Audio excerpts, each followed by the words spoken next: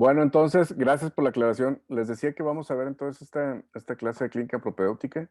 Una pregunta, ¿en la facultad o en las clases anteriores llevaron clases de etimología grecolatina? No, según yo no. Nadie, No. ¿verdad? Ok, bueno, muy bien. Ok, pues adelante entonces, empezamos con el equipo que expone. Em, Voy a pedirles que prendan su cámara, los que van a exponer, para... Ok. ¿Están listos? Sí, doctor. Ok, adelante. Bueno, pues buenos días. Nosotros somos el equipo número 2 del Z01 y vamos a presentarles los síntomas y la exploración física del sistema urogenital. Vamos a comenzar con los síntomas de los trastornos del tracto urogenital y vamos a comenzar con las manifestaciones sistémicas. En este apartado, pues vamos a comentar acerca de la fiebre, la pérdida de peso y el malestar general. Comenzando con la fiebre, pues se puede encontrar que los pacientes se presentarán temperaturas altas, por ejemplo, en el marco de una pielonefritis aguda o una prostatitis, se pueden alcanzar temperaturas de hasta 40 grados centígrados y pues naturalmente se van a acompañar de escalofríos. También pues en el caso de los niños con pielonefritis, puede acompañarse de temperaturas bastante altas y posiblemente sea el único síntoma que se refiera por parte de estos pacientes. También en la bibliografía se comentaba de estos ataques febriles inexplicables, que estos se pueden encontrar por ejemplo, en la patología del carcinoma renal, que estos ataques febriles van a tener una magnitud de 39 grados o más. En cuanto a los pacientes febriles, no necesariamente el hecho de no tener fiebre es determinante para descartar una infección, debido a que podemos tener una pielonefritis crónica, por ejemplo, y que no se presente fiebre. En el caso de la pérdida de peso, pues estará presente en las etapas avanzadas del cáncer, además de que también se puede encontrar en la insuficiencia renal. E igual en la bibliografía se mencionaba acerca de los pacientes pediátricos con baja tasa de aumento de peso y baja talla por la edad, que esto nos podía orientar a pensar acerca de una obstrucción crónica o una infección del tracto urinario, ¿no? O inclusive ambos. Y en cuanto al malestar general, pues este se presenta en casos de tumores y pielonefritis crónica o falla renal. Y en el caso particular del VIH, pues veríamos más manifestaciones sistémicas, podríamos ver tanto la fiebre como la pérdida de peso y el malestar general. ¿Le puedo dar la Oye, siguiente, por favor? claro que sí. Oye, ¿a partir de cuándo decimos que hay fiebre?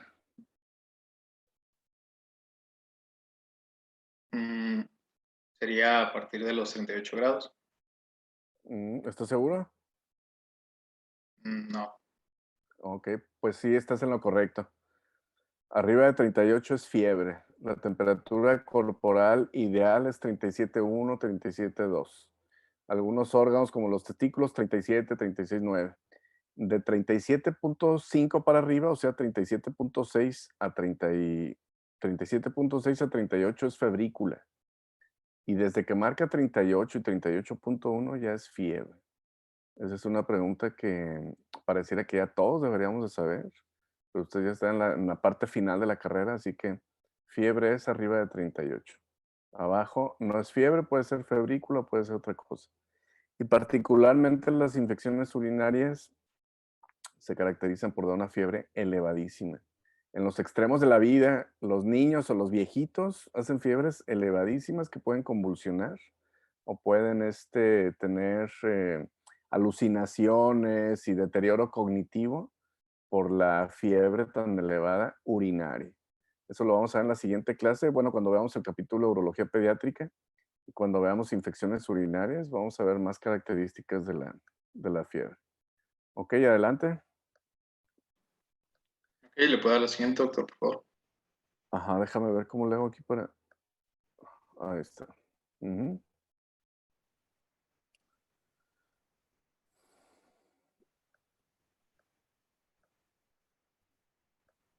Ahí, ¿verdad? En dolor. Nada más es que me aparece. Ahí está, esa es. Ok. Ok, bueno, pasamos ahora al apartado de dolor local y referido y pues en el caso de las patologías de tipo urológico se van a encontrar dos tipos de dolor, el dolor local y el dolor referido. El dolor local pues hace referencia a una sensación dolorosa que es cercana o en el sitio de lesión original y un ejemplo de esto pues sería el dolor en el riñón. Este sería percibido en el ángulo costovertebral, también en la zona del flanco y la región que corresponde a la costilla número 12 y la zona justo inmediata, justo debajo de esta. Por su parte, el dolor referido pues hace referencia a una sensación dolorosa que se desplaza espacialmente desde el sitio original de lesión hasta un sitio distante a este.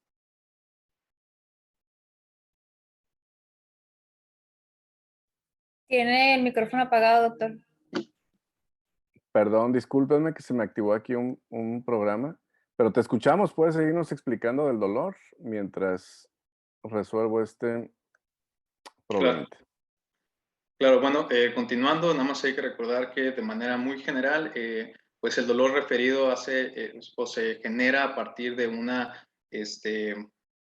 esta confluencia de diferentes estímulos aferentes que llegan a una sola neurona, que esta neurona va a transmitir esos impulsos dolorosos hacia el sistema nervioso central. Y pues podemos tener diferentes ejemplos, por ejemplo, el cólico ureteral se asocia a un dolor severo en el testículo ipsilateral y esto se debe principalmente a la inervación que tienen estas zonas que llegan a ciertos niveles medulares y que se van a traducir o que se van a expresar en las zonas cutáneas correspondientes. También se mencionaba otro ejemplo que era el cólico en una porción más inferior del uréter, se puede asociar con un dolor en el escroto. Y por último tendríamos también la de que una cistitis aguda se va a traducir o se puede percibir con un dolor en la uretra distal. Y Esto es bien ahí en la imagen, interesante. okay. Sí, te escucho, adelante.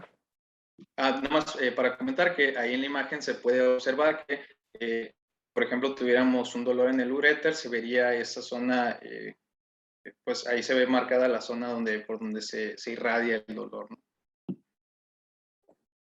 Así es, esto es bien interesante, lo vamos a ver también con más detalle en el capítulo de urolitiasis.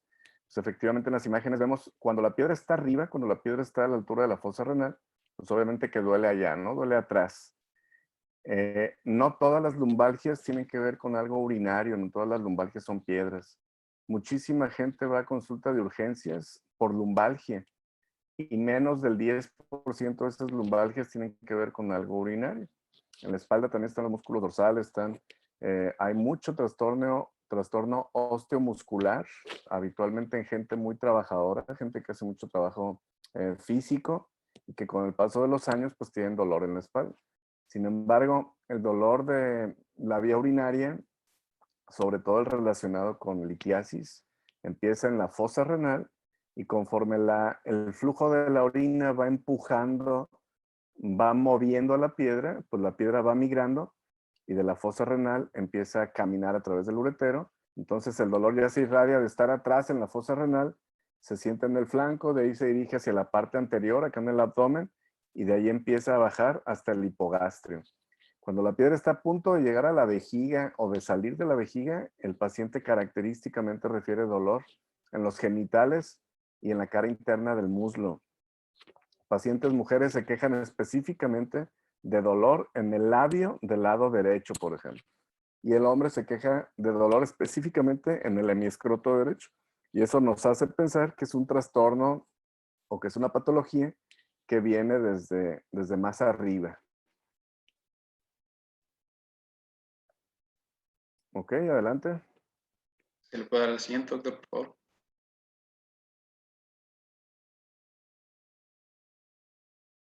Y bueno, nada más comentando un poco más a fondo acerca de los diferentes dolores que se van a presentar en los diferentes niveles del tracto urogenital, tenemos el dolor renal, que se describe como un dolor sordo y constante, que como ya comentábamos es en el ángulo costovertebral y generalmente se va a desencadenar o bueno, más bien el mecanismo por el cual se precipita es la distensión capsular. Es por esto que en ciertas patologías podemos encontrar estos periodos que van a ser indoloros, puesto a que no se genera la distensión capsular. En el caso del dolor del uréter, pues este es causado por la obstrucción aguda y es un tipo cólico, además de que se va a añadir o se le acompaña por dolor renal, que como ya lo mencionamos, es un dolor sordo y constante a nivel del ángulo costovertebral. Y como se comentaba ahorita hace unos momentos, en los hombres se irradia generalmente al escroto o al testículo y en las mujeres se irradia hacia la vulva. El mecanismo por el cual se precipita pues es la hiperperistalsis consecuente que busca eliminar el cuerpo extraño. Y pues es importante comentar que ahorita también como mencionaba el doctor, la semiología del dolor nos puede permitir ubicar la obstrucción. Por ejemplo, si el cálculo en el caso de que existe un cálculo, por ejemplo, si el cálculo se encuentra en las porciones más superiores del uréter, se irradia hacia el testículo, pero si se encuentra en una posición más hacia, digamos, el tercio medio del uréter, dependiendo si estamos en el lado derecho o en el lado izquierdo, se puede irradiar hacia una zona que nos puede generar confusión con una apendicitis o con una patología del colon sigmoides o del colon descendente. Y ya si se encuentra más inferior, nos podría indicar que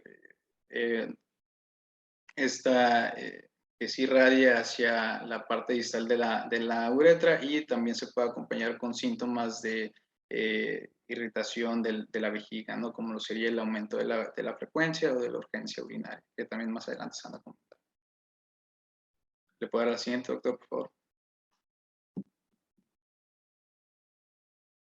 La primera vez que vean a un paciente con un cólico renal, nunca se les va a olvidar. De hecho, estadísticamente, de los 40 que estamos aquí, 2 de nosotros 40 debemos de tener piedras, a lo mejor ya sintomáticas o a lo mejor todavía no. Pero el dolor cólico renal es impresionantemente fuerte y elevado, excesivo. Las mujeres que han tenido parto vaginal, que el parto vaginal es una referencia sobre las clasificaciones o las etapas más altas de dolor. Las mujeres que han tenido parto vaginal y que han tenido piedras dicen que el dolor de piedra es mucho más intenso, mucho más grave, mucho más fuerte que el dolor de un parto vaginal. El paciente no encuentra alivio en ninguna postura. Es un paciente que está bañado en sudor, que tiene la boca llena de saliva porque está a punto de vomitar o porque ha vomitado muchas veces. Es un paciente que se pone en posición antálgica, se estira, se dobla, se voltea de lado, boca arriba, boca abajo y no encuentra alivio. Y esto es debido a la peristalsis del uretero que está luchando contra la piedra.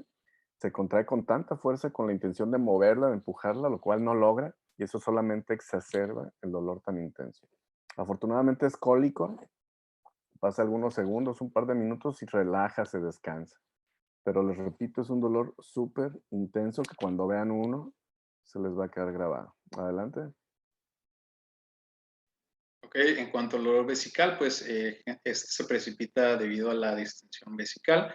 Se puede irradiar, como ya lo veníamos mencionando, hacia la uretra distal y la causa más común del dolor vesical es la infección de la vejiga. Y un ejemplo de una patología es la cistitis severa, que se mencionaba que la principal queja es la disuria terminal, que la disuria se va a comentar más adelante, pero dando un marco general es dolor en la micción y terminal hace referencia a que este dolor se presenta al final de la micción. En el caso del dolor prostático, este no es común que se presente, pero puede generar incomodidad perineal, además de que se puede acompañar de disuria, de frecuencia y urgencia urinaria. En el caso del dolor testicular, este es un dolor severo y local. Realmente aquí depende de la causa porque podemos ver diferentes descripciones del dolor. Por ejemplo, en el caso de una varicocele se menciona que es un dolor más sordo. En el caso de una torsión del cordón espermático es un dolor altamente, pues es bastante fuerte, además de que también se puede irradiar hacia la parte inferior del abdomen. Y, por ejemplo, en el caso de un tumor puede ser que no exista dolor. En el caso también del dolor epididimal, pues este se presenta en casos de infección y comienza en el escroto y debido a la vecindad que tiene con el testículo, pues puede afectar al mismo. ¿Le puedo dar la siguiente, doctor, por favor? Sí, el dolor testicular, bueno, los testículos, el pene, los genitales, tanto en el hombre como en la mujer, tienen muchísimas terminaciones nerviosas que transmiten tanto placer como dolor. El placer y el dolor genital se comparten por las mismas vías. De modo que el placer puede ser muy intenso y el dolor puede ser muy intenso. Cuando la pareja está efectuando el coito, cuando la pareja tiene relaciones sexuales, cualquiera de los dos miembros de la pareja puede tener gemidos, puede tener sonidos involuntarios, donde no sabes si está experimentando dolor o si está experimentando placer, debido a que las mismas vías nerviosas son las que transmiten esta sensación. A lo que voy es que un dolor, un traumatismo directo a los testículos, por ejemplo, ocasiona dolores tan intensos que puede hacer que el paciente pierda la conciencia, que caiga en un síncope a consecuencia del dolor tan fuerte. Adelante. Y bueno, pasamos ahora a los síntomas gastrointestinales de las patologías urológicas. Los síntomas gastrointestinales que acompañan a patologías urológicas son bastante comunes, sin embargo, pues son eclipsados por los síntomas urinarios. Un ejemplo de esto sería una pielonefritis aguda, donde no solamente vamos a ver pues estos síntomas urológicos, como lo sería, por ejemplo, la urgencia y el aumento de la frecuencia de la micción, donde también veríamos dolor renal, entre otros síntomas urológicos. También encontraríamos síntomas gastrointestinales, como lo sería, por ejemplo, la distensión abdominal y, pues, entre otros, ¿no? La causa o los mecanismos por los cuales se generan estos síntomas se mencionan que son debido a tres factores. El primero y el principal son los reflejos renal-intestinales, en los cuales se involucran estructuras nerviosas en común de estos dos tractos, del tracto gastrointestinal y del tracto urogenital. Y por ejemplo, se mencionaba que se puede ilustrar estos reflejos renal-intestinales mediante la explicación de que las aferencias de las terminales nerviosas que se encuentran en la cápsula pueden generar espasmos musculares en diferentes niveles del tracto gastrointestinal. También tenemos las relaciones orgánicas, o también podemos decirle relaciones anatómicas, y es que recordemos que pues, en el abdomen existe gran cantidad de vísceras y el riñón se encuentra relacionado con varias de ellas. Por ejemplo, en el caso del riñón izquierdo tenemos el ángulo cólico izquierdo, tenemos también el vaso, tenemos la cola del páncreas, etcétera, y en el derecho pues tenemos el hígado, tenemos el ángulo cólico derecho, etcétera. Entonces, en el marco de un proceso inflamatorio o de la presencia de un tumor, pues obviamente debido a esta contigüidad de las estructuras anatómicas, se pueden ver afectadas. Y por último tenemos la irritación peritoneal. Nada más le puede dar un clic más, doctor, por favor. Bueno, en cuanto, perdón, a la irritación peritoneal, recordemos que los riñones son órganos retroperitoneales y sin embargo van a estar pues bastante cercanos al peritoneo. Y por lo tanto la inflamación o un proceso inflamatorio puede generar irritación peritoneal y esto se va a traducir en rigidez de la pared abdominal y sensibilidad al rebote de la misma.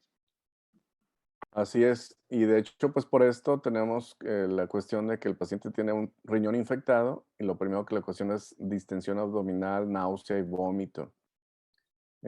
Puede negar la sintomatología urinaria y si no recibe tratamiento urinario, se siguen aumentando los síntomas intestinales. Después empieza con diarrea a consecuencia de la pielonefritis. Y la explicación, pues, es esta que nos acabas de ver.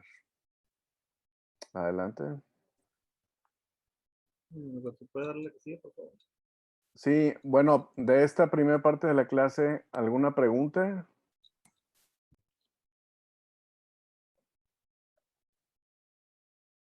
Ok, adelante. Ok. Pues continuando con la sintomatología, más que nada, pues primero en el libro se hacía una mención de aquellas enfermedades que pueden asimilar un dolor de tipo de cistitis, ya que pues, la cistitis es de las que van a condicionar mayor sintomatología urinaria.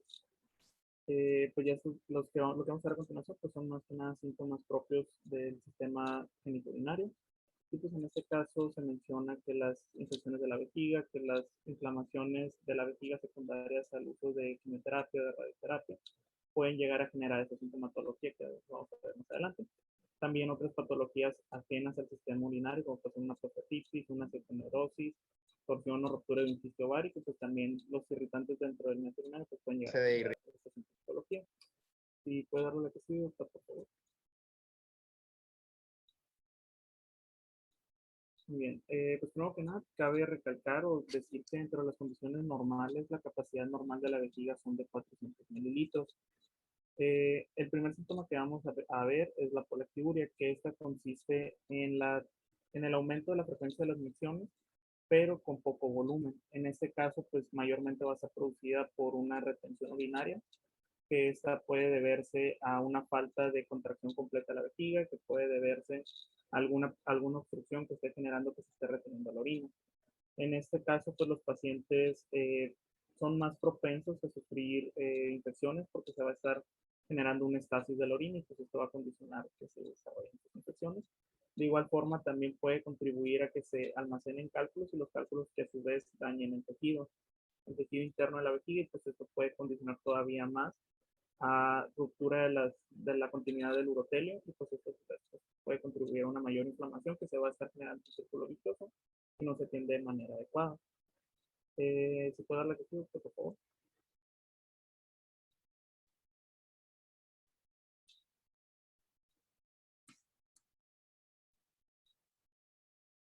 Gracias. Bueno, pues otro de los síntomas comunes enfocadas o propios de la micción, pues tenemos la enuresis. Que la enuresis tenemos que por definición o por práctica clínica, pues es aquella persona que suele tener micciones durante la noche de manera inconsciente. En este caso, pues se mencionaba que, bueno, como sabemos, también es fisiológico entre los primeros años de vida. Sin embargo, conforme van aumentando, pues puede ser preocupante para los padres y no desaparece para los posteriores años. ¿Esto por qué? Porque puede condicionar a llevar problemas psicológicos, y pues también la gravedad que puede traer detrás, ya que normalmente en pacientes que ya superan los rangos los primeros 3 años de vida, pues suele producir secundario una infección o una estenosis uretral en el caso de las niñas, a válvulas uretrales posteriores en el caso de los niños y también a una vejiga netrogénica. Por otro lado, tenemos a la disuria, que pues este es de los síntomas también más comunes, que en algunos casos suele estar acompañando a la polactiuria y a la poliuria, depende mucho pues, del cuadro clínico que se esté presentando. Este mayormente se va a estar presentando con cistitis aguda, como les comentaba previamente. Puede presentarse también en uretiritis y en caso de los hombres, pues también cuando hay alguna prostatitis. Esto mayormente porque se suele llegar a generar una obstrucción que va a impedir el paso a la orina y pues por el aumento de las presiones que se pueden llegar a generar, pues esto va a generar un dolor, una incomodidad al orinar. Este dolor pues es más marcado al inicio de la, de la micción y pues puede estar acompañado también de un tenesmo vesical. El tenesmo es la sensación de querer seguir miccionando sin tener ya contenido que miccionar, ¿no? Es como que estar queriendo ir al baño sin tener necesidad fisiológica como tal. Ok, un par de preguntas aquí. ¿Me puedes explicar o repetir otra vez la diferencia entre poliaquiuria y poliuria? Sí. La polactiuria se mencionaba que eran micciones muy frecuentes, pero con muy poco volumen excretado. En el caso de la poliuria es muchas veces con un volumen normal o inclusive aumentado. Ok, ¿y qué enfermedades crees tú que puede ocasionar una y otra? Poliaquiuria, entonces es ir cada ratito puros chorritos, poliaquiuria. Y poliuria es ir bien frecuente y orinar grandes cantidades de orina cada rato. ¿Qué Pues, enfermedades crees tú que puede ocasionar una y otra? pues la poliuria pues es un signo característico, síntoma de la diabetes mellitus. En este caso es muy frecuente que vayan y que orinen en grandes cantidades. Y pues ya en el caso de la polactiuria, como le estaba comentando, puede ser algún daño neurológico que impida la contracción completa de la vejiga, puede deberse también a algún lito que esté obstruyendo el paso al uretro, también algunos de los ureteros. Ok. Poliuria, como bien lo dices, entonces es un signo cardinal de la diabetes o del paciente que está debutando con diabetes o que está descontrolado. Ese paciente diabético está en catabolismo, está en un exceso metabólico de actividad metabólica y se está consumiendo. Entonces tiene polifagia, tiene poliuria, está perdiendo peso, su metabolismo está tan acelerado que hace que esté orinando cada ratito y grandes cantidades. Y la poliaquiuria, que es orinar cada ratito pero por chorritos, es por inflamación por lo que sea. Inflamación por dieta, inflamación por una piedra, inflamación por infección, inflamación por nerviosismo. Hay algunos pacientes que están nerviosos y están bañados en sudor.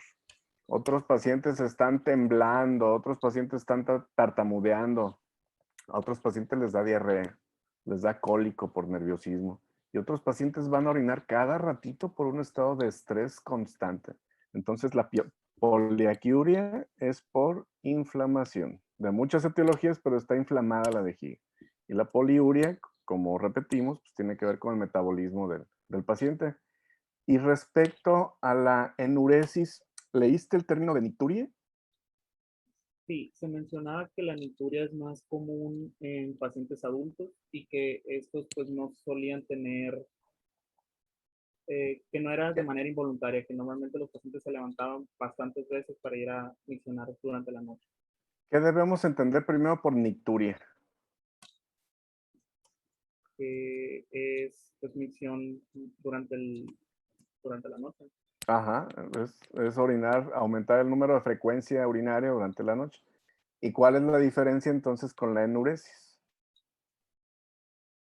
A lo que recuerdo que comentaba el libro es que la nicturia es voluntaria, que el paciente está consciente de que tiene que ir al baño y la enuresis es involuntaria. Ok, tiene que ver con el estado de conciencia. Lo vamos a ver cuando veamos infecciones y cuando veamos enfermedades de próstata. La vejiga y la próstata están en un estado constante inflamatorio y hace que el paciente esté yendo a orinar cada ratito en el día y en la noche. Pero el paciente está bien dormido en la noche y se despierta para ir a orinar. Está orinando, ya no le sale nada. Él tiene ganas de seguir orinando. Hay una sensación de vaciamiento incompleto, que es la definición de tenesmo que nos acabas de decir. El paciente siente que trae más orina, pero ya no le sale. Quiere seguir pujando, ya no le sale y se vuelve a acostar a dormir. Y a la hora otra vez se levanta y vuelve a orinar. Esto es en el estado de conciencia. La enuresis es un trastorno donde hay mucha orina en la noche, pero el paciente está inconsciente. Tiene que ver con algo de madurez del desarrollo neurológico en los pacientes jóvenes, pacientes pediátricos, adolescentes, y hay adultos jóvenes que persisten con la enuresis. Hay señores que están recién casados, 30, 31, 35 años, y se siguen orinando en la cama mientras están dormidos. A esto se le llama enuresis. Estos pacientes, la mayoría de ellos tienen un antecedente heredofamiliar. Hay algún hombre en la familia que tuvo este mismo trastorno. Tiene que ver, como les digo, con falta de desarrollo neuromotor de las vías nerviosas de la micción, pero también está bien demostrado que tiene que ver con un estatus de estrés. El paciente que padece enuresis, niño, adolescente o joven, adulto joven, está en un estado constante de estrés. Hay niños que sufren, que sufren violencia doméstica. Hay niños que sufren abusos. Hay niños que tienen responsabilidades que no debieran de tener. Niños que cuidan a los abuelitos, niños que cuidan a un hermano enfermo, niños que les hacen el desayuno, la comida al resto de los hermanitos y que empiezan a adquirir responsabilidades que no son propios de la niñez. Y estos niños empiezan a desarrollar trastornos psicológicos por esa presión a la que están sometidos. Niños que están viviendo lutos familiares, niños que están viviendo separación o peleas de los padres, empiezan a tener este tipo de trastornos. Y el sueño profundo es tan profundo y el paciente está en un estado metabólico intenso que el sueño no deja que el paciente se despierte para ir a orinar. Y los niños empiezan a mojar la cama. Entonces el tratamiento, primero descartar algo orgánico. Efectivamente que el niño no va a tener una fístula, que no va a tener una infección, que no va a tener valvas o alguna vejiga neurógena. Y una vez habiendo descartado todo esto, tenemos que atender la cuestión psicológica. Tenemos que mandar a este niño, a este joven, a este adolescente con un psicólogo para conocer su estatus. Y la mayoría de las veces también tenemos que mandar al psicólogo a los papás o a la gente con la que vive el niño, para que ayuden a mejorar el ambiente biopsicosocial y esto desaparezca más pronto. Hay medicamentos muy efectivos para la enuresis, hay la técnica de las alarmas. La alarma se pone en la casa a las 11 de la noche, a las 2 de la mañana y a las 4 de la mañana. Y se levantan los papás y se levanta el niño para acompañarlo a orinar hasta que orine se vuelve a acostar a dormir. Junto con el medicamento y junto con la terapia psicológica, en pocos meses o en un par de años, se alivia esta molestia de la enuresis. Ok, adelante. ¿Alguna pregunta hasta aquí?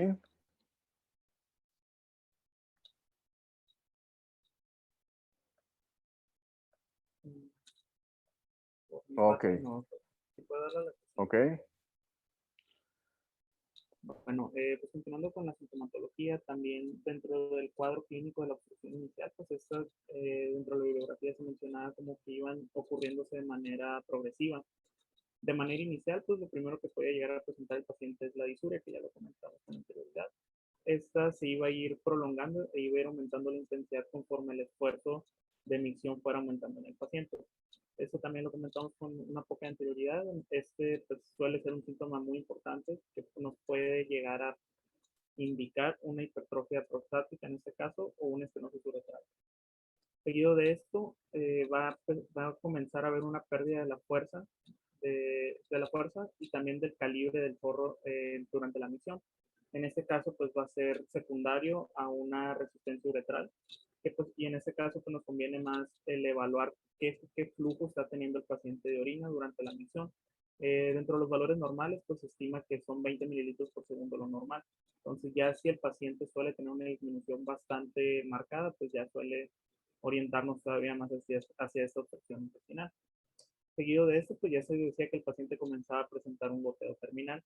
Pues eran continuidad del chorro una vez que ya culminaba la misión y pues más que nada era alarmante desde el ámbito psicológico para el paciente.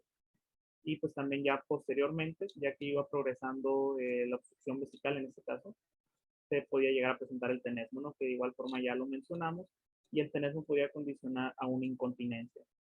Eh, Esto pues por las cuestiones de que se empezaban a forzar más el aparato urinario, pues podía condicionar una incontinencia que ya es la pérdida involuntaria de orina. ¿Puede darle la que sigue, por favor?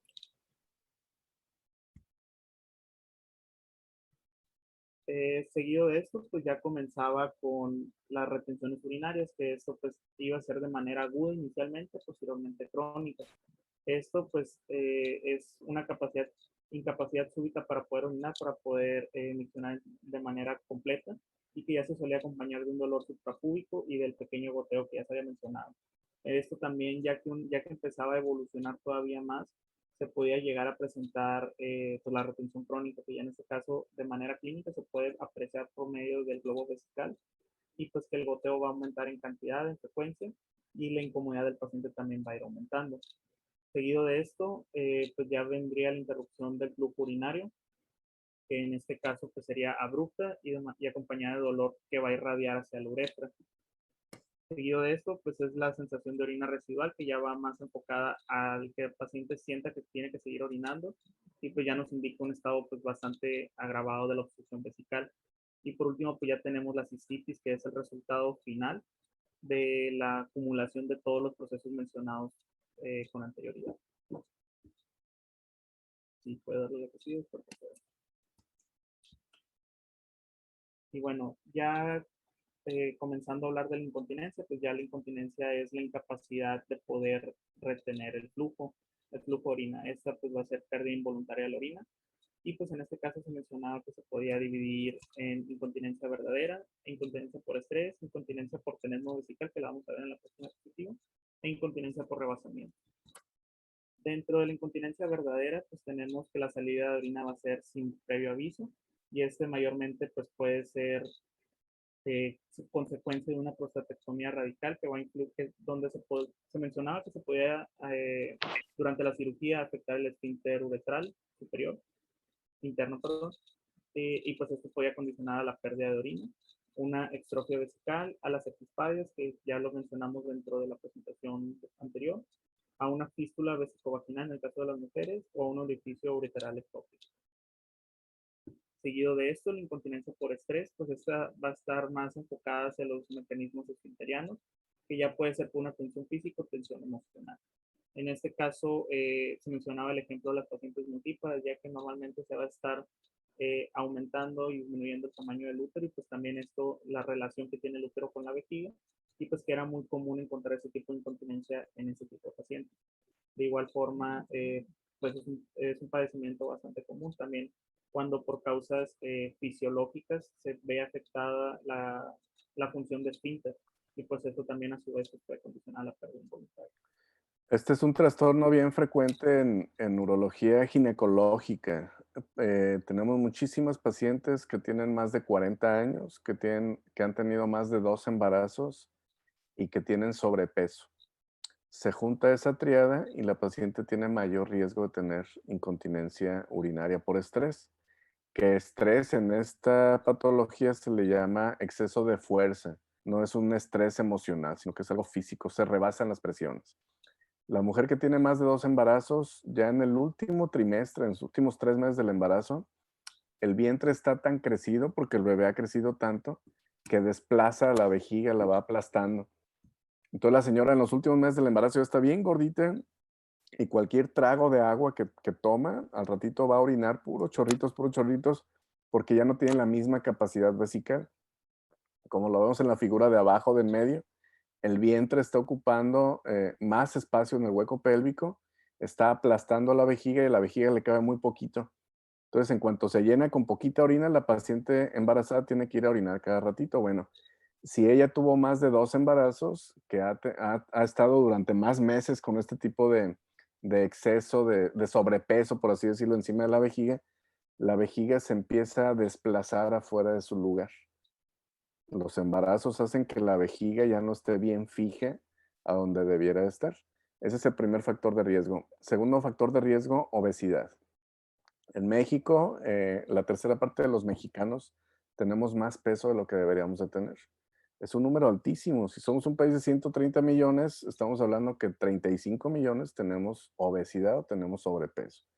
Las mujeres que han tenido más de 2 embarazos y que tienen más peso del que debieran de tener, y los intestinos y la grasa corporal, la grasa abdominal acumulada, hacen el efecto compresivo del embarazo. Y durante tantos meses y tantos años de obesidad y sobrepeso, ese efecto compresivo sigue desplazando a la vejiga fuera de su lugar. Y finalmente la edad. Después de los 40, 45, la mujer empieza a experimentar cambios hormonales que tienen que ver con el envejecimiento, igual que el hombre, por supuesto. Pero los cambios hormonales en la mujer se empiezan a caracterizar por ausencia de colágeno. Entonces los tejidos empiezan a ser flácidos. La mujer cuando empieza a tener algún trastorno hormonal de este tipo, notan que sus pechos empiezan a caerse, ya no son turgentes, ya no las pompis, los muslos, los brazos, el cuello. Aquí el cuello se les empieza a hacer más flácido, los párpados y por dentro los órganos también pierden esa firmeza. Entonces la vejiga, que ha estado con tantos meses de embarazo ocupada por el órgano vecino que es el útero, ocupado por el bebé, que ha estado desplazada, que está gordita durante mucho tiempo y que tiene estos cambios hormonales, hace que las fijaciones de la vejiga pierdan su fuerza, pierdan el soporte. La gente le llama vejiga caída. La vejiga se mueve de su lugar por estas tres situaciones que estamos platicando y la mujer, después de que se juntan estos tres factores, empieza a tener incontinencia por esfuerzo, incontinencia por estrés. La señora está cantando en el karaoke, hace una nota muy elevada y se le escapa un chorrito de orina. Tose, estornuda, se ríe fuerte y se le escapa un chorrito de orina. Se agacha a acomodarse el zapato y se le escapa un chorrito de orina. Estos tres factores de riesgo con los que estuvo conviviendo durante 20 o 30 años hicieron que la señora tenga incontinencia por esfuerzo. A veces podemos ayudarle con medicamento. La mayoría de las veces la paciente necesita entrar a quirófano y le acomodamos la vejiga, reforzamos los puntos de sostén para que la presión no sea mayor la externa que la interna, para que la señora vuelva a tener continencia urinaria. ¿Ok? Adelante.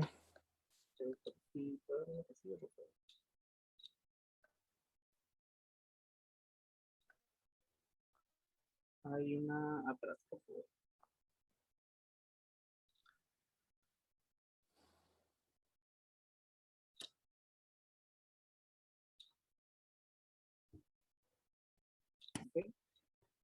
Bueno, pues continuando con otros síntomas adicionales que se pueden llegar a presentar enfocadas al aparato, bueno, al sistema de emisión, el sistema urinario, pues también se encuentra la oliguria y la anuria, que esto pues ya es una disminución de la producción de orina. Esta mayormente se puede presentar dentro de la insuficiencia renal aguda, ya que mayormente en la prerrenal, ya que pues va a disminuir el flujo de entrada de sangre hacia los riñones y pues esto va a disminuir el filtrado glomerular.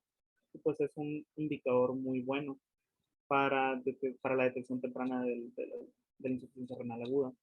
En este caso, pues la anuria es cuando no hay nula producción de orina y la oliguria es cuando hay menos de 0.5 mililitros por kilogramo por hora de producción de orina.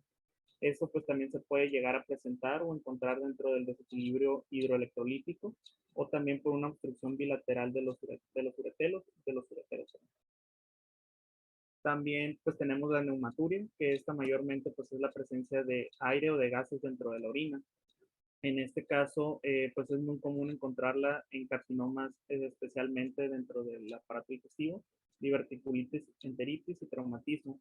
Esta también se puede condicionar por una necrosis de las vías y que van a generar una tipo fístula que va a conectar el intestino delgado al intestino delgado con el sistema urinario. También otra teoría de producción de la neumaturia es por una hiperproliferación bacteriana dentro de la vejiga, que esta pues mayormente es, bueno, que pueden llegar a producir gases por medio de su metabolismo, entonces pues ya se puede encontrar esa manifestación también. Otra opción es la orina turbia, que pues en este caso ya es por precipitación de fosfatos. En este caso también si es característico y se puede apreciar únicamente se puede apreciar de manera macroscópica y pues microscópica ya por medio de la ego. Y pues también suele ser característica ya que tiene un olor fétido. Y por último tenemos la quiluria. La quiluria pues es característica ya que se puede llegar a presentar en este caso por también fístulas entre el sistema linfático con la orina y pues esta suele tener un color blanco lechoso. Entonces pues también ciertos tipos de patología nos puede condicionar hacia la presencia de quiluria, como puede ser una filariasis, un traumatismo, la tuberculosis o inclusive tumores de la vía urinaria. ¿Puede darle la que sigue, por favor?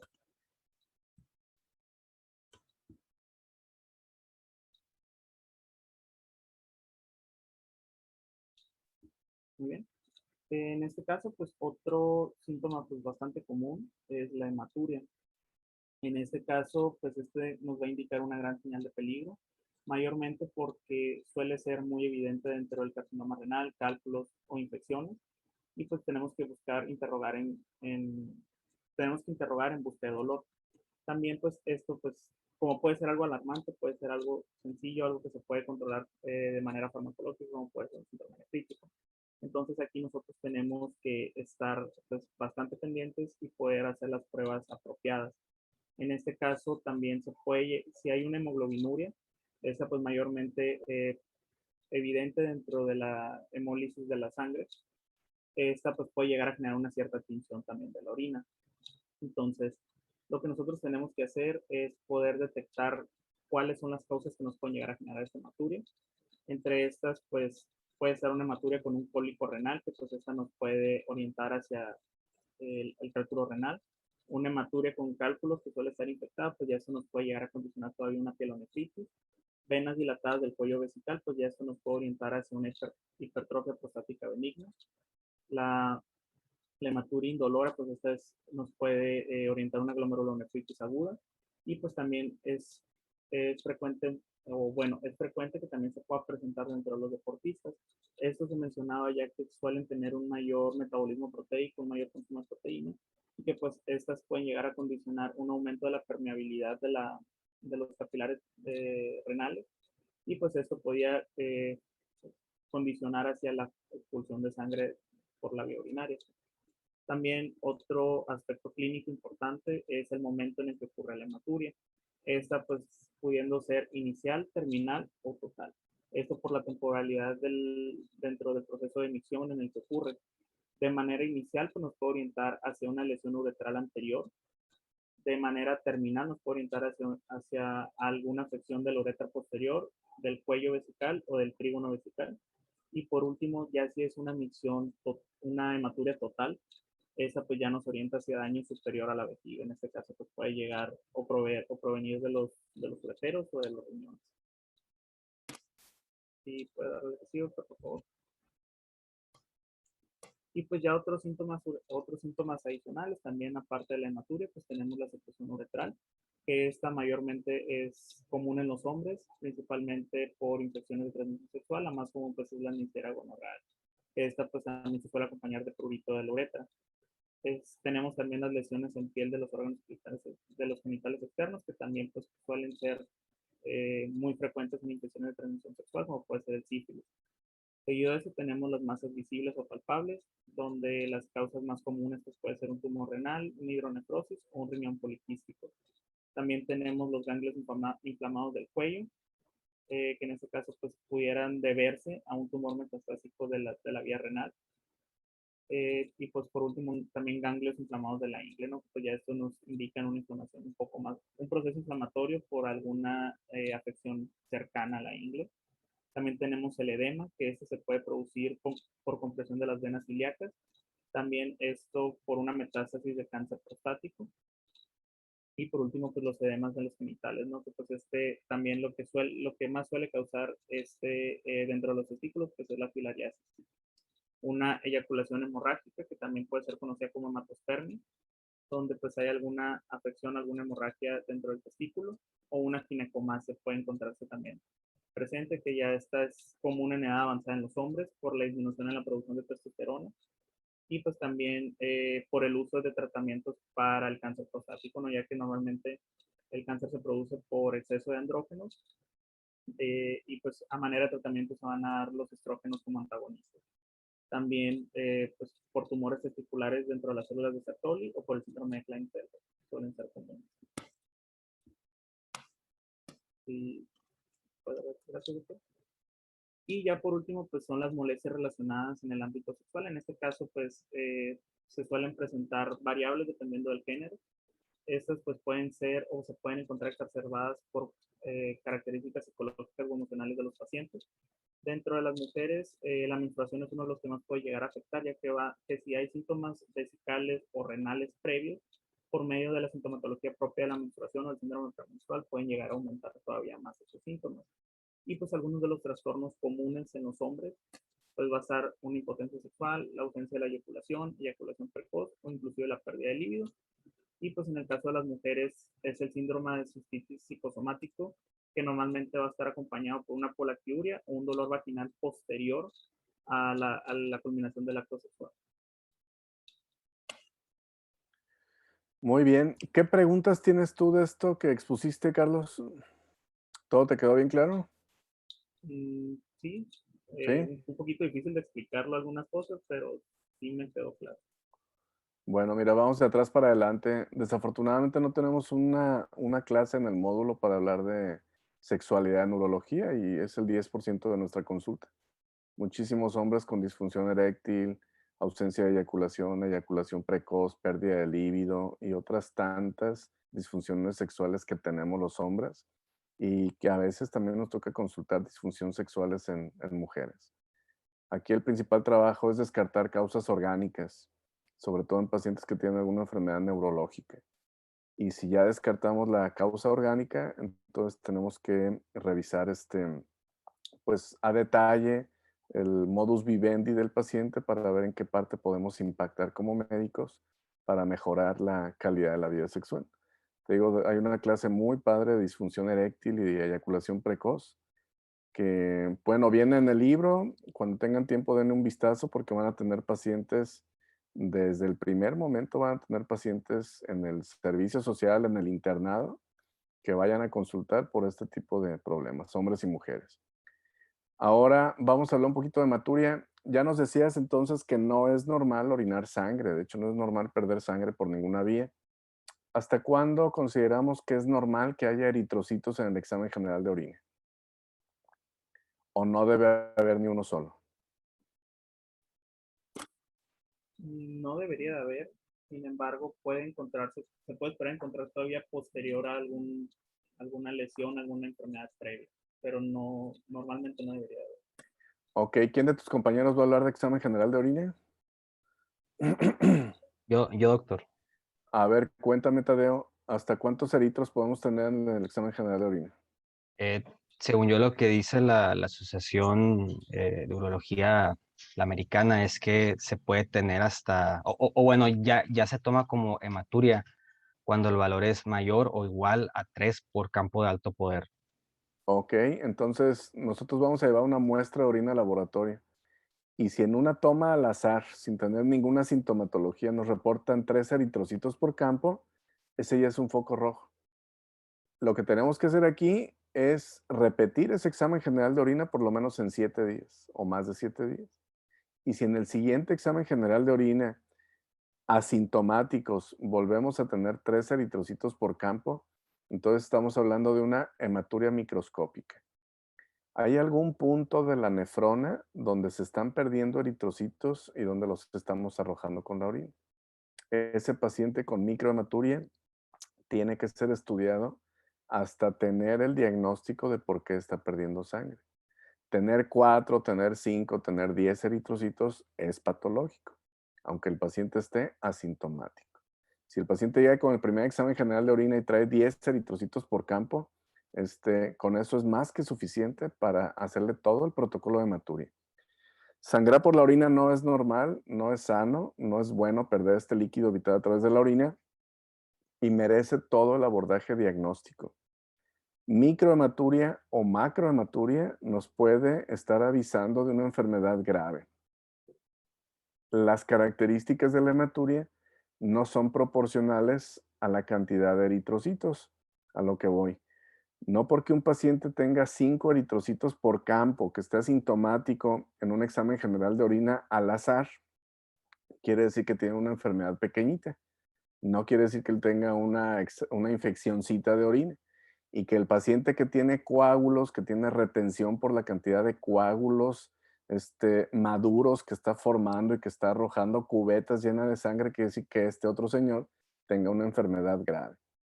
Un cáncer en etapa terminal te puede dar microhematuria solamente. Una piedrita del tamaño de un grano de arroz te puede dar chorros y chorros de sangre con la orina. Entonces, no es proporcional. Ni que esté sintomático, ni que esté asintomático. Si hay sangre en la orina de manera persistente, tenemos que llegar al diagnóstico final para saber por qué está perdiendo sangre. Independientemente, les repito, si es hematuria micro o si es hematuria macro. No hay una relación que nos pueda hacer pensar que ya es normal. Y la otra pregunta, Tadeo, ¿a partir de cuántos eritros en el campo de alto poder podemos decir que ya es una hematuria macro? Más o menos cuántos eritrocitos hay en el microscopio cuando el paciente ya percibe la orina de un color rojizo o rosado. Ese sí no sé, doctor. Lo vi como que nomás cuando ya era aparente el cambio de coloración. Ok, bueno, la respuesta es 100 eritrocitos por campo. Cuando el paciente empieza a arrojar más de 100 eritrocitos por campo, el paciente ya tiene hematuria macro y al paciente ya le llama la atención y el paciente ya va al médico. Entonces esa es la medida más o menos. Aquí les estoy poniendo en pantalla el video de un paciente que tiene neumaturia. Este es un signo que no siempre les va a tocar ver, pero cuando les vea, el paciente no va a hallar cómo explicarles eso. El paciente llega al consultorio y dice, ¿sabes qué? Estoy orinando y de repente me salen gases por el pene. Me salen pedos por el pene y huelen feos, doctor. ¿Cómo es eso? Sí, estoy orinando el chorro de orina normal, sin sangre y nada, y me salen pedos que huelen feo. Hay diferentes pruebas. Tú nos mostrabas, Carlos, una tomografía y todo eso. Pero una prueba de consultorio es esta que vamos a ver en este video. Nada más, el único error aquí es que ustedes sí se pongan guantes. Hay que poner un vasito transparente, un vasito desechable transparente, y le pedimos al paciente que orine adentro de ese vasito. El vasito lo podemos llenar con agua antes de que él empiece a orinar. Después metemos el pene del paciente adentro del vaso y le pedimos que empiece a orinar. Y como ustedes ven, pues inmediatamente empieza la orina y empiezan a salir los gases a través de la uretra. Esos gases literalmente, como él bien dice, de hecho si lo ven con detalle, se ve cómo salen fibras intestinales. Mira cómo le sale como un desecho todavía de fibras vegetales intestinales, de que ese gas viene de la ámpula rectal o viene del colon, viene del intestino. Y efectivamente, pues tienen un olor a materia fecal. Esto es frecuente en pacientes que han tenido cáncer, sobre todo cáncer de hueco pélvico, cáncer cervicuterino, cáncer de colon, cáncer de recto, cáncer de matriz, cáncer de vejiga y que han estado radiados. Les dan radiación, desafortunadamente no es la radiación de la mejor calidad, o bien el tumor era muy grande, le tuvieron que dar mucha radioterapia y hace que se fistulice la vejiga con algún segmento del intestino y los pacientes o las pacientes empiezan a orinar con neumaturia. Este estudio en la mujer, por obvias razones, pues es menos práctico que en el hombre, donde hacemos esta exploración con el vasito. Y antes de entrar al apartado de exploración física, quiero decirles que pues, lo que habíamos platicado en otras ocasiones, el área de la medicina, en cualquier parte de la medicina que se estén desempeñando, medicina de primer nivel, médico general, médico familiar, medicina integrada, son las especialidades que más crecimiento tienen año con año. Ahora con la pandemia, así como estamos nosotros tomando clases a distancia, el desarrollo de la telemedicina ha crecido con pasos gigantescos. Esto que les estoy presentando ahorita en pantalla es la guía de práctica clínica para exploración física a distancia. Hay muchos médicos viejos, sobre todo, que incluso se enojan cuando les preguntan si van a dar teleconsulta o si hacen consulta por videollamada. El mismo médico regaña al paciente, ¿cómo crees que te voy a revisar? ¿Cómo te podría revisar a través de la computadora? Y hacen bromas poniéndole el estetoscopio al celular y burlándose de eso. Bueno, pues en la actualidad tenemos muchísimas herramientas para dar consultas a distancia. Las nuevas versiones de relojes inteligentes y de pulseras wearables. Te pones la pulsera, inmediatamente empieza el registro de tu electrocardiograma. Te pones la pulsera y funciona exactamente como un oxímetro, de estos que toda la gente tenemos ahora con la pandemia. La pulsera te empieza a registrar la frecuencia cardíaca, la TA y la cantidad de oxígeno y de dióxido de carbono que circula en tu sangre. Un Apple Watch es capaz de tomarte todas las derivaciones de un electrocardiograma que te hace un cardiólogo en su consultorio. El Apple Watch te toma el electro, te lo manda a tu correo y si tú le pones ahí la opción, se lo manda también al correo de tu médico. Y eso estando el paciente en Punta Chueca y tú estando aquí en Hermosillo. Y la calidad del electrocardiograma es impresionantemente buena. Entonces, ustedes, las nuevas generaciones, definitivamente que van a ver muchísimo más desarrollo del que ni siquiera nos imaginamos. Las consultas que más han crecido son obviamente las consultas de primer nivel, consultas de psicología, de psiquiatría, pero hay artículos bien desarrollados, por ejemplo, de urología, de dermatología, de radiología.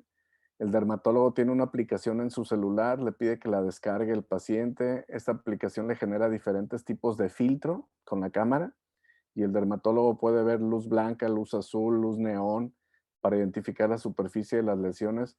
Y aunque el paciente esté a cientos de kilómetros de distancia del dermatólogo, el dermatólogo puede dar una consulta con toda la calidad a distancia, tomando los datos más relevantes. Este artículo que les estoy mostrando aquí lo voy a subir al ratito a mi Twitter y a lo mejor si a alguien le interesa se lo puedo pasar también, porque esto es con lo que ustedes van a convivir en un futuro muy, muy cercano. Exploración física de signos vitales, evaluación de la piel, oídos, nariz, garganta, cuello, pulmones, corazón, abdomen, extremidades, neurológico, incluso factores sociales determinantes de salud se pueden interrogar y se pueden estudiar a través de la telemedicina. Entonces, si no lo sabían, aquí está la referencia bibliográfica para que descarguen el artículo completo Y les repito, si a nosotros ya nos está tocando convivir con esto, a ustedes va a ser mucho más de lo que se pueden imaginar. ¿Ok? ¿Pregunta hasta aquí? Profe, yo. Sí. Entonces, micromaturia es mayor o igual a 3 eritrocitos por campo y macro es mayor o igual a 100 eritrocitos por campo. Correcto. La microhematuria igual o mayor a 3 en 2 estudios repetidos. Si tú tienes microhematuria hoy y te haces el estudio otra vez en 7 días y ya no tienes 3 eritrocitos, y te lo haces en un mes y ya no tienes eritrocitos, te lo haces en un año y no tienes eritrocitos, fue algo pasajero. Tuvo que ver con dieta, tuvo que ver con esfuerzo físico, ibas saliendo de una infección urinaria asintomática o poco sintomática y ni cuenta te diste. Entonces es repetido, en 2 estudios repetidos. Si tienes 3 o más en 2 estudios repetidos, ya estamos hablando de microhematuria. Y macrohematuria, más de 100 eritrocitos por campo, ya es evidente el sangrado, pues el paciente ya lo ve en la taza del baño. ¿Y cuánto tiempo tiene que haber de separación entre un Por evo lo y menos otro? 7 días. Ok. Por lo menos 7 días. Y si el paciente está asintomático, pues sin tratamiento, porque no sabemos qué le vas a dar. Les decía que las características o el cuadro clínico que acompaña a la hematuria no es proporcional, en el sentido de que no quiere decir que poquita sangre es una enfermedad chiquita y mucha sangre es una gran enfermedad, no. De hecho, cuando veamos onco, nos vamos a dar cuenta que la hematuria silenciosa, aquella hematuria que no tiene dolor, que es intermitente, que no da ninguna molestia, está relacionada con cáncer. Cáncer de vejiga, cáncer de riñón, cáncer de próstata. Es una hematuria silenciosa. La hematuria que es muy sintomática, que el paciente está doblándose de dolor, que está vomitando, que está gritando, es algo benigno. Es una infección, es una piedra, es un cólico renal. Pero al contrario, la que no da molestias más que el sangrado, habitualmente es por cáncer.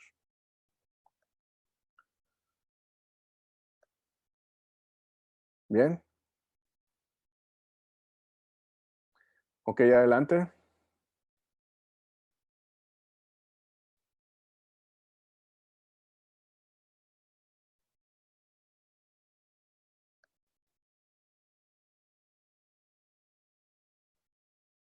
¿Quién empieza con exploración?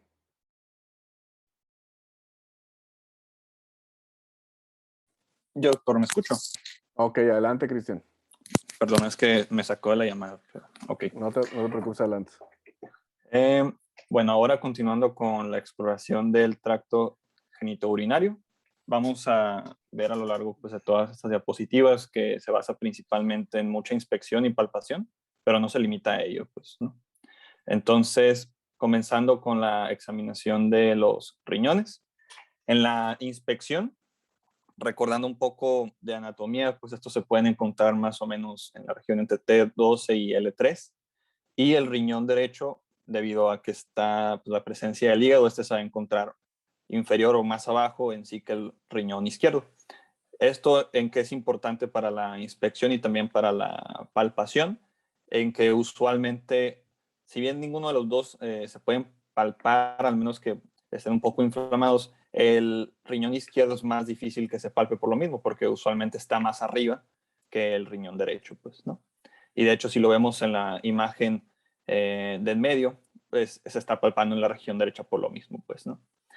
Y en la palpación, bueno, para poder realizarla, se basa en que primero que nada el paciente esté en una posición supina y posteriormente el médico o la persona que esté evaluando, pues ya con las medidas de higiene necesarias, se debe palpar primero en la porción costovertebral por abajo, más o menos pues debajo de T2 entre L3 y se le pide al paciente que haga una inspiración. Posteriormente, el riñón va a pasar a descender un poco y nosotros con la mano derecha o con la mano superior al abdomen vamos a poder palpar un poco el tamaño, la forma y la consistencia del mismo, pues, ¿no? E igual, pues esto, dependiendo también de la circunstancia en la que esté el paciente, podemos encontrarlo, por ejemplo, agrandado cuando hay una hipertrofia compensadora, en el caso de que el paciente tenga solamente un riñón, por ejemplo, o también en la hidronefrosis, algún tumor o quistes, pues no va a depender mucho de todo el contexto clínico. Y ya pasando con la percusión, esta pues observando la imagen de hasta abajo, pues puede ser anterior y posterior, la que principalmente es la posterior, que se basa pues en colocar una mano sobre la parte dorsal del paciente y luego hacemos una percusión simplemente, ¿no? Que también creo que se le conoce a esto como el signo de Giordano, que es cuando pues se palpa y puede haber dolor, ¿no? Que es lo que nosotros estaríamos evaluando. Lea la que sigue, por favor, doctor.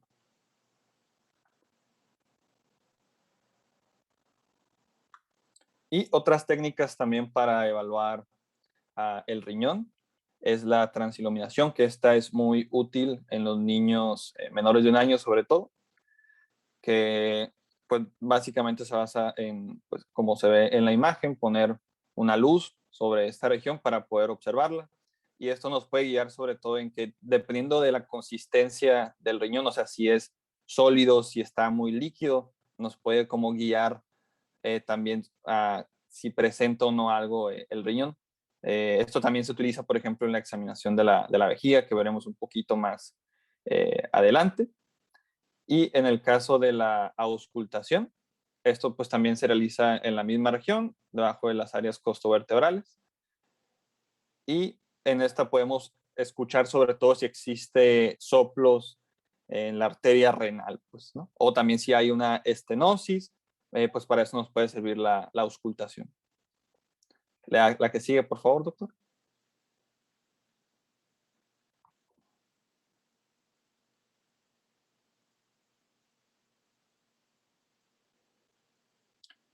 Muy bien, y ahora pasando a la examinación de la vejiga. Esta se basa principalmente en la observación, aunque también podemos percutirlo, pero para esto es más fácil para nosotros si el paciente tiene al menos unos 150 mililitros pues, de volumen urinario. Y esto, algo que nos puede guiar sobre todo pues, en la inspección para al momento de ya estar observando el abdomen, es que en el caso de una retención aguda o crónica, al estar examinando la vejiga, podemos alcanzar a observarla inclusive arriba o a la altura pues del ombligo, pues, ¿no? Y esto pues se vería tal cual como un abombamiento, pues, ¿no? Entonces, básicamente, o sea, se basa y pues igual también un poco con la transiluminación que nos puede servir para observar ya como tal la vejiga, ¿no? Ahora pasando a la examinación de los genitales masculinos externos, vamos a comenzar con el pene, que esta se puede dividir en estas partes, que es la inspección, la palpación y la secreción uretral. Varias de las cosas que estamos observando aquí ya las hemos mencionado a lo largo de la presentación. Primero que nada, pues en la inspección, obviamente cuando esté ya el paciente, que le expliquemos todos los procedimientos que vamos a realizar. Tenemos que observar si el paciente está circundado o si tiene la circuncisión, perdón, y en caso de que no la tenga, pues tenemos que realizar una retracción en sí del capuchón del pene para ver que esto se haga pues de forma normal, pues, ¿no? De igual forma, durante toda la inspección tenemos que revisar que haya presencia o ausencia de algunas vesículas, lesiones, úlceras que nos pueden guiar sobre todo pues a que haya una enfermedad de origen infeccioso, como puede ser, por ejemplo, el chancro sifílico, etcétera. También pues depende mucho de la razón de consulta pues del paciente. Y también la posición del meato urinario, que ya lo hemos estado revisando en otras clases como la epispadia y la hipospadia, que tienen que ver con pues la ubicación, si está hacia arriba en el caso de en la parte dorsal vaya del pene, en el caso de la epispadia e hipospadia, pues está en la parte de abajo del pene, pues, ¿no? Ya en la palpación, esta se basa en palpar la superficie dorsal del falo y esto depende sobre todo si detectamos, por ejemplo, un quiste o una masa dura, pues nos puede guiar ya a una enfermedad que se conoce como enfermedad de Peyronie, creo, no sé si así se pronuncia, que pues tiene que ver que es con una placa fibrosa dentro de la superficie dorsal del pene, pues, ¿no? Y en la secreción uretral, esta se menciona que era de las causas más frecuentes de consulta, por la que van los varones.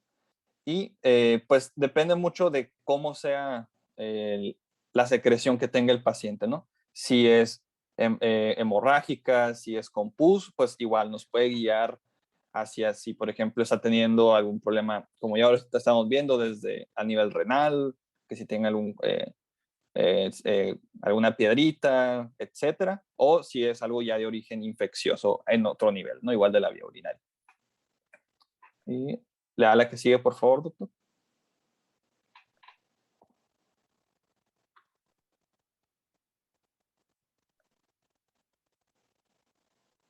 Muy bien. Ahora, continuando con la examinación, vamos a hablar un poco sobre el escroto y los testículos. El escroto pues se basa principalmente en la inspección y esto es igual de explicarle al paciente todo el procedimiento y observar si hay algunos signos de inflamación, de alteraciones morfológicas. En este caso, más que nada, por ejemplo, a lo mejor podemos observar que en el escroto no está la presencia de los testículos, esto nos puede guiar a otra enfermedad, etcétera. Es más que nada inspección. Y en el caso, pues, de los testículos, aquí tenemos que hacer una palpación cuidadosa con ambas manos, con los dedos, pues, vaya. Y sobre todo detectar si hay alguna superficie dura, que esto nos puede guiar al cáncer hasta que no se demuestre lo contrario, pues, ¿no? Claro, considerando otras estructuras anatómicas, como lo es el epidídimo, pero ahorita vamos a hablar un poquito más adelante. Pero sí tener en mente que cualquier bolita que veamos ahí, pues tenemos que pensar en cáncer hasta que no se demuestre lo contrario. Y también aquí se puede utilizar la transiluminación escrotal, al igual que ya lo hemos visto con la vejiga y también con el riñón. Sigue, por favor, doctor. Aquí ahora vamos a hablar un poquito del epidídimo, que también se basa de la palpación, que pues tenemos que recordar igual la que es la cabeza, la cola, que el epidídimo usualmente se puede encontrar ya sea adherido en sí al testículo o también puede estar un poquito suelto. Entonces podemos palparlo si nos vamos con la parte pues dorsal o posterior del testículo, ahí es donde podemos encontrarlo tanto en la parte pues de arriba como hacia abajo. Y ahí tenemos que evaluar el tamaño, la induración. Y esto sobre todo pues es importante porque nos puede guiar también dependiendo de todo el contexto, pues si existe una epididimitis, pues, ¿no? Y luego también está la evaluación del cordón espermático, que puede ser de dos formas principalmente, que es la quística o la sólida. Y en la quística, por ejemplo, se puede presentar en la hidrocele o en las hernias. Y la sólida, pues en un tumor del tejido conjuntivo, pero esto se mencionaba que era algo más raro, pues, ¿no? Y también teniendo al paciente de pie, podemos detectar la dilatación de las venas, que esto se conoce como varicocele. Y pues esto en la etapa más complicada de esta enfermedad, pues puede llevar inclusive a la disfunción sexual, ¿no? O sea que, bueno, no sexual, sino que a la... se me olvidó el... Infertilidad. Infertilidad. Sí, infertilidad, perdón. Y, ok, la siguiente, doctor, gracias. Ahora, un comentario, perdón, referente a la exploración física de los genitales del hombre. Si el paciente va por una enfermedad, por un trastorno genital, lo menos que podemos hacer es revisarlo bien revisado. Una buena sugerencia es que estemos acompañados de alguien más. Puede ser nuestro asistente, puede ser enfermero, enfermera, estudiante, colega. Pero tratar de hacer esas exploraciones genitales tanto en el hombre como en la mujer, siempre que podamos, acompañados. En el caso de un hombre, al paciente lo vamos a subir en un banquito. Él va a estar parado en el banco y nosotros vamos a estar sentados en otro banquito. De modo que los genitales del paciente nos queden justo frente a nuestra cara. Esto es para tener la mejor cercanía y la mejor visibilidad del órgano. No podemos pedirle que él detrás del escritorio se baje el pantalón y nos muestre de aquí a allá qué es lo que tiene o por qué es por lo que viene.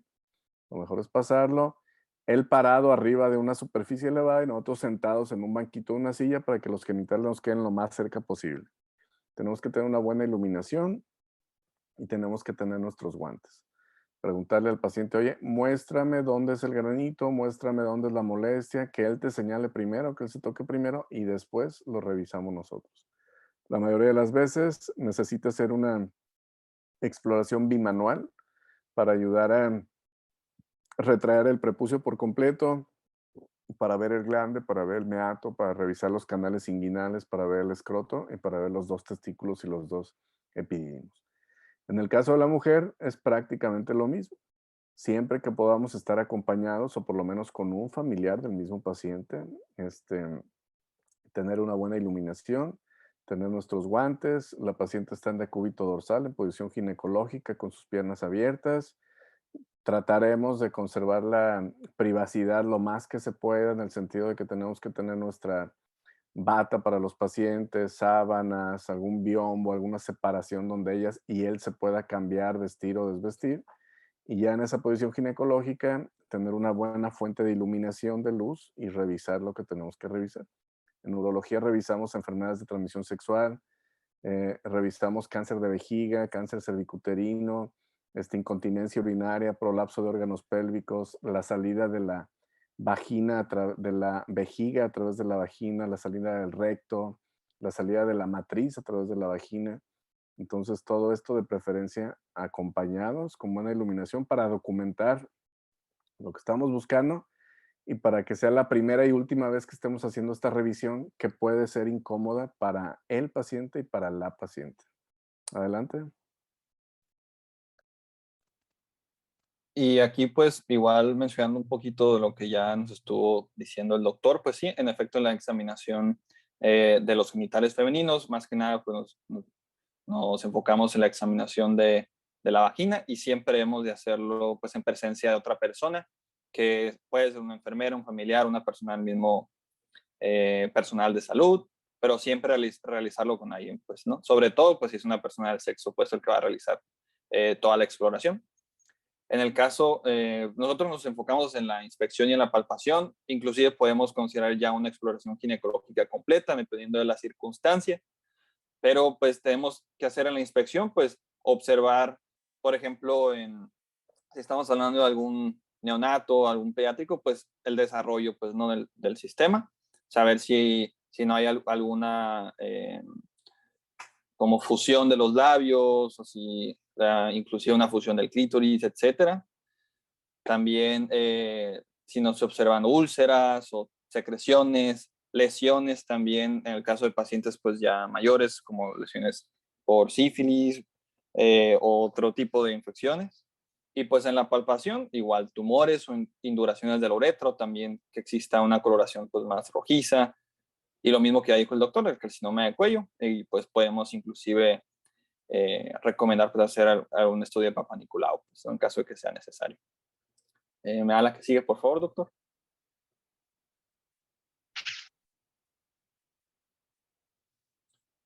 Ok, y ahora pasando a la examinación rectal en masculinos.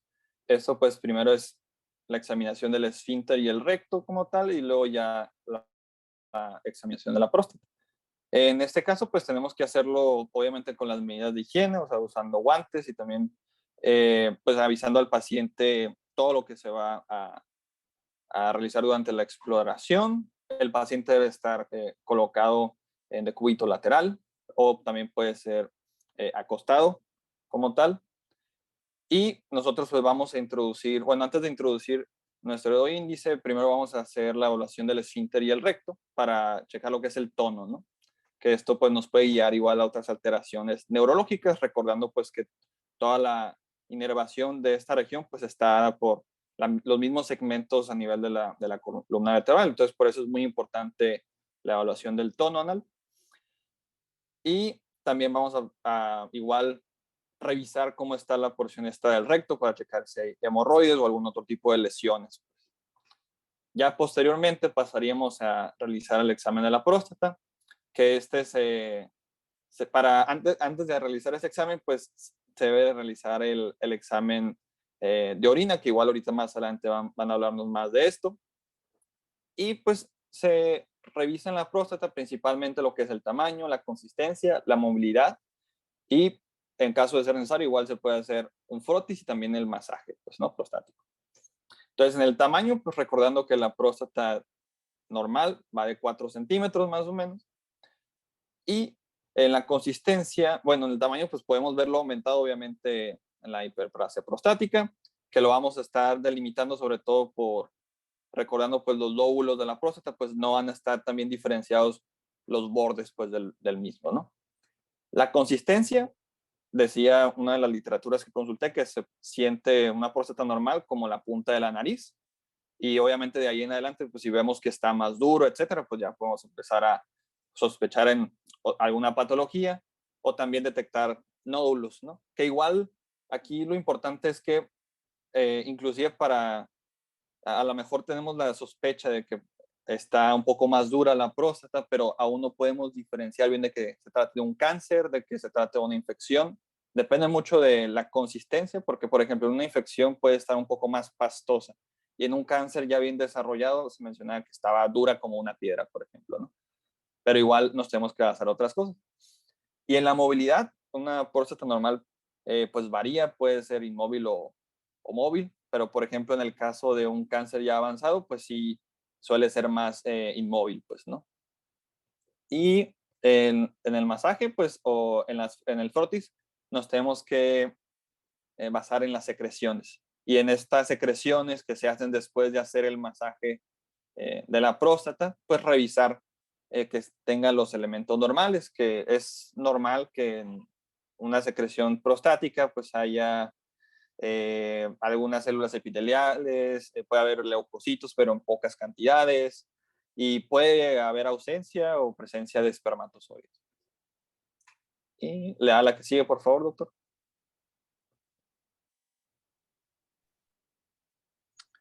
Oye, Cristian, Sí. ¿y en qué posición pones al paciente para hacer tacto rectal? Pues según yo, es en posición de cúbito lateral, o sea, sí, de cúbito lateral. ¿Izquierdo o derecho? ¿O puede ser el que Ah, sea? pues yo pensaría que puede ser el que sea, pero no sé la verdad. Yo también pensaría que puede ser el que sea, pero el libro dice que es izquierdo. No sé por qué. Yo creo que porque el paciente es diestro y puede cubrirse o descubrirse con la sábana con su mano derecha, no sé, pero el libro recomienda la posición de cúbito lateral izquierdo, la posición fetal, en posición, ¿cómo se le llama? Agatas, tiene un nombre no me acuerdo cómo se llama.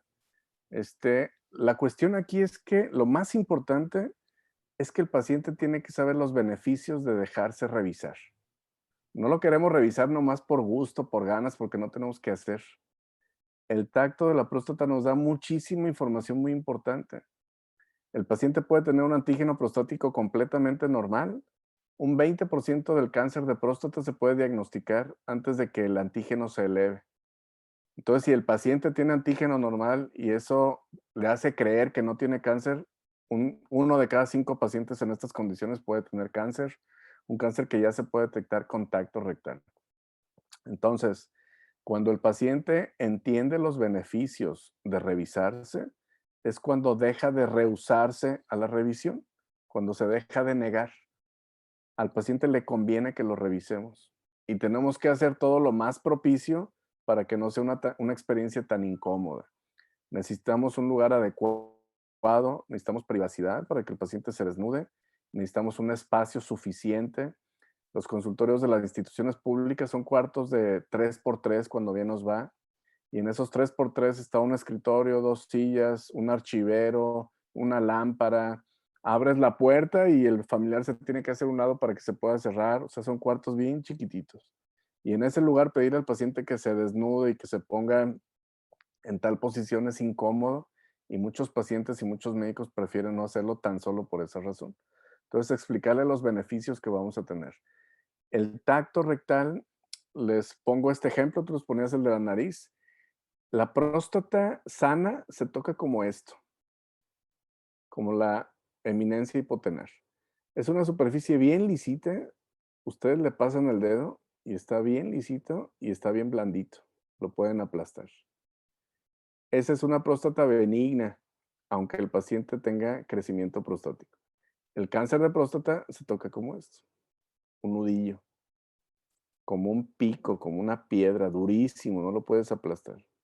Entonces, tú estás pasando tu dedo a través del recto en la próstata y sientes esto y de repente te encuentras un pico. Ese paciente tiene cáncer hasta no demostrar lo contrario, independientemente del valor antígeno que tenga. Y si el antígeno todavía no se eleva, lo más probable es que el cáncer esté en una etapa curativa, que el paciente, esta enfermedad no va a poner en peligro la vida del paciente si lo detectamos a tiempo. Entonces, cuando el paciente y el familiar entienden estos, permiten la revisión con más comodidad. Hay que pedirle al paciente que no esté apretado, que no esté duro, porque puede ser muy doloroso. El paciente tiene que estar flojo, tiene que estar bien suelto, bien relajado. Y pedirle que no contraiga el esfínter anal, porque lo podemos lastimar. La única contraindicación del tacto rectal es una crisis hemorroidal. El paciente tiene enfermedad hemorroidal crónica agudizada, está sangrante, el paciente no se puede ni sentar, no puede tirarse un gas, no puede defecar del dolor tan intenso que tiene por las hemorroides. Entonces, si le tocó la consulta con el urólogo debe de saber que está prohibidísimo ahorita lastimarlo más de esa enfermedad hemorroidal. Le damos su tratamiento para la enfermedad hemorroidal, en un mes regresa y ya le podemos hacer el tacto rectal. El masaje prostático lo hacemos en pacientes que tienen prostatitis agudas y crónicas recurrentes y que no encontramos la causa, entonces tenemos que tener un cultivo de semen. A veces el paciente lo mandamos al laboratorio, el paciente se masturba adentro del laboratorio para entregar la muestra fresca al laboratorista, al químico, y aún así a veces no corresponde al cuadro clínico. Entonces en consultorio metemos un dedo a través del esfínter anorrectal y estamos aplastando la próstata, ordeñándola muchas veces. Le hacemos estos ejercicios, estos movimientos para ordeñarla por completo y para que salga todo lo que queremos analizar. Entonces, imagínate la próstata inflamada y el doctor ahí raspándote y aplastándote hasta ordeñarla, pues es muy doloroso, pero hay algunos casos donde se tiene que hacer. Otra de las exploraciones también es el área anorrectal para ver enfermedades de transmisión sexual. Virus de papiloma es el pan de todos los días en hombres y mujeres. Hombres y mujeres que tienen coito anal. Entonces el paciente sospecha que son hemorroides, pero están creciendo de más. Viene a consulta, lo mismo, tratar de estar acompañado, una buena iluminación, tener tu careta, tener tus guantes y revisar. El virus del papiloma típicamente crece como una coliflor, tienes que tener tu lupa para revisarlo y ver las características de los condilomas. Entonces, en general, la exploración del tacto rectal en urología es fundamental. Hay otra, papiloma lo revisamos en hombres y mujeres, y hay otra patología donde usamos el tacto rectal también, que es el cáncer de vejiga. En hombres y mujeres también, sobre todo cuando sospechamos que está avanzado. La cara dorsal de la vejiga, dorsal e inferior, colinda prácticamente con el recto, con el ámpula rectal y el sigmoides. De hecho, por eso existe la neumaturia, porque la cara posterior de la vejiga está muy cerca del ámpula rectal. Cuando hay un cáncer de vejiga muy avanzado, a veces hacemos tacto rectal. El paciente está acostado boca arriba, metemos un par de dedos en el ámpula rectal y con la otra mano revisamos el vientre del paciente, tratando de buscar si el tumor está móvil o si está fijo, está adherido. Eso lo hacemos en mujeres y en hombres también. Ok.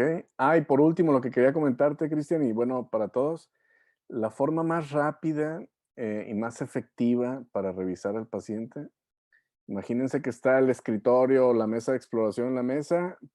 Para que esto sea muy rápido y sea confiable, pedirle al paciente que se baje sus calzoncillos y su pantalón hasta las rodillas y los dos codos apoyados sobre la mesa o sobre el escritorio.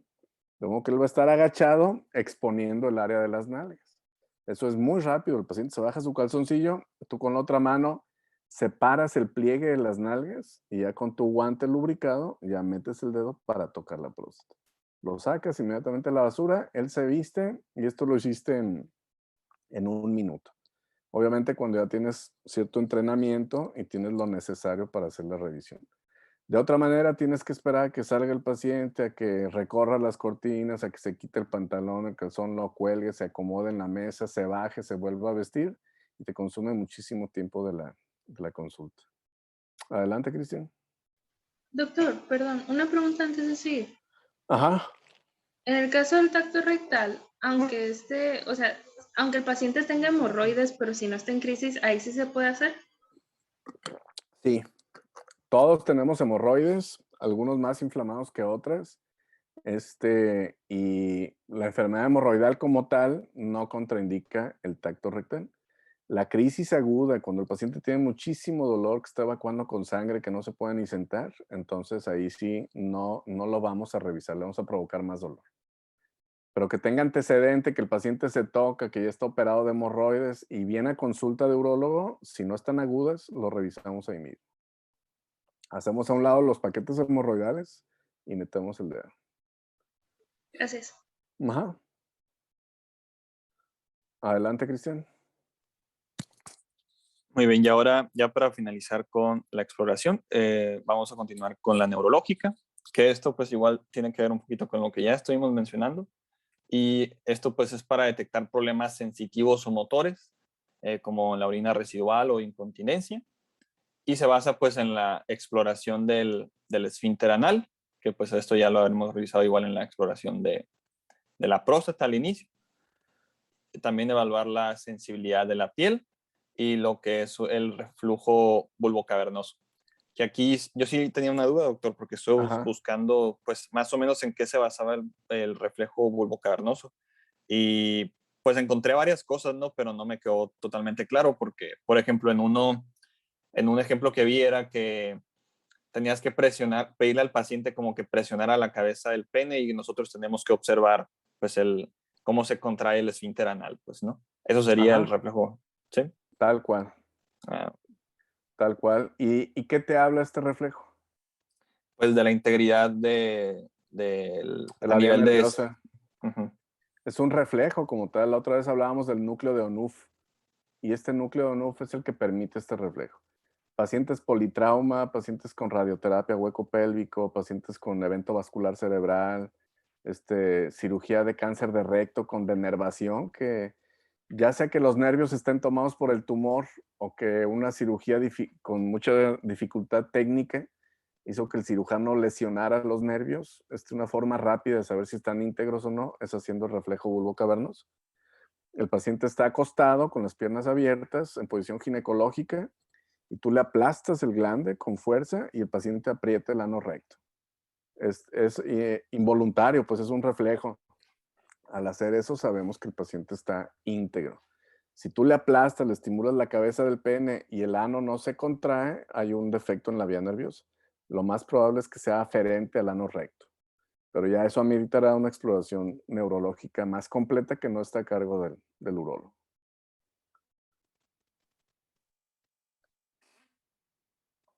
Muy bien, entonces le da la siguiente, doctor. Esto ya sería todo por mi parte, si no me equivoco. Sí. Ok, ¿hasta aquí alguna pregunta? Yo. Sí. Por ejemplo, cuando un padre tiene cáncer de próstata y tiene un hijo, ¿a qué edad se debe de estar empezando a revisar? A los 40 años. A partir de los 40. A los 40 años. Los hombres que no tenemos herencia, aconsejamos que nos revisemos a partir de los 50.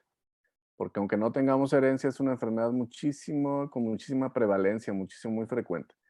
Pero el hombre que tiene abuelo con cáncer de próstata, padre con cáncer de próstata, hermano con cáncer de próstata, ellos tienen 40 veces más riesgo de padecer cáncer de próstata. Y pueden padecerlo desde muy jóvenes. Entonces a los 40 años empezamos a revisarlos con síntomas o sin síntomas. El paciente más joven que he operado yo de cáncer de próstata es de 39 años. Pero lo tenía el papá, el abuelo, 2 hermanos, y él ya empezaba con molestias. A los 39 le diagnosticamos cáncer de próstata. Tenía solamente un hijo. Él quería tener más familia, entonces lo mandamos a banco de semen Ya que tuvimos una muestra de semen adecuada para tratamientos de fertilidad más adelante, lo operamos, se curó el cáncer de próstata y después pudo volver a ser papá. Entonces el consejo es a los 40 años. Si ese hombre con herencia tiene molestias urinarias, pues que vaya a revisión en cuanto la sienta para descartar que no sea algo relacionado con esto. Eso lo vamos a ver en la clase de cáncer de próstata. Adelante. Bueno, doctor, ¿ahí me escuchan? Sí, Tadeo. Gracias. ¿Tú me escuchas bien, Tadeo? Sí, sí, doctor. Ok. Te tengo una mala noticia, Tadeo. Muy mala, aunque te estés riendo. ¿Qué pasó, doctor? ¿Qué te imaginas? ¿Que ya se acabó la clase o...? Ya se acabó la clase, Tadeo. En contra de tu voluntad. Mira, ya es 1h30 y hay alguien de aquí que tiene clase a las 11, entonces necesitamos que descansen un poquito porque luego llegan bien enfadados a la siguiente clase. El examen general de orina, que es justo lo que nos ibas a decir, es un estudio que vamos a revisar el resto de nuestra vida profesional. Si ustedes son oncólogos, si ustedes son pediatras, si ustedes son médicos familiares, si ustedes son genetistas, toda la vida van a estar pidiendo examen general de orina.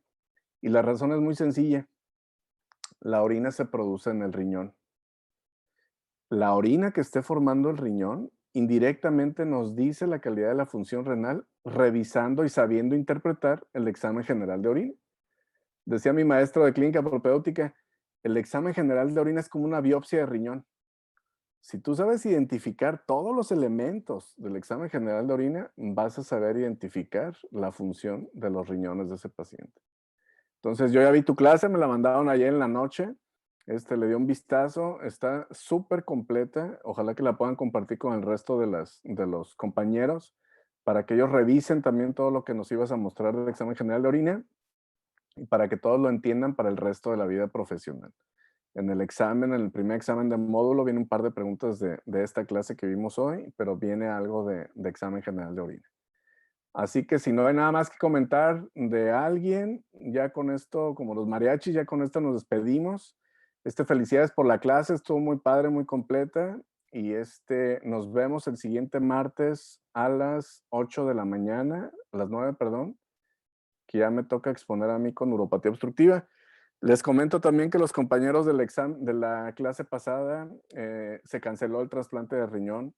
El paciente donador se ingresó el viernes en la mañana para hacerse los últimos estudios y desafortunadamente salió positivo a COVID.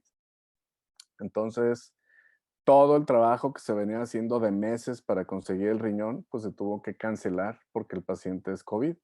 No hay evidencia si el riñón del donador trae virus. Suponemos que sí, porque se ha encontrado virus en las excretas, en la popó de los pacientes y en la orina de los pacientes, pero no sabemos la carga viral, no hay estudios que hagan referencia a eso, y pues es imposible a un paciente que está en etapa contagiosa meterlo a un hospital que está ahí una semana por el alta tasa de riesgo de contagio que tiene, y aparte porque ese órgano pues se lo vamos a poner a un inmunosuprimido. Entonces se canceló el trasplante renal, a lo mejor en 2 o 3 meses estaremos en condiciones de hacerlo. Esta semana no hemos tenido alguna cirugía a la que los pueda invitar, pero conforme se vayan dando, les voy a estar avisando a los que estén interesados en acompañarnos en cirugía. ¿Ok? Así que muchas felicidades por la presentación y muchas gracias a todos por estar aquí esta 1h30. Seguimos los 44. Así que ojalá que todos hayamos aprendido mucho en la clase. Nos vemos el siguiente martes. Que la pasen muy bien. Nos vemos. Gracias, doctor. Gracias, doctor, igualmente. Doctor, gracias.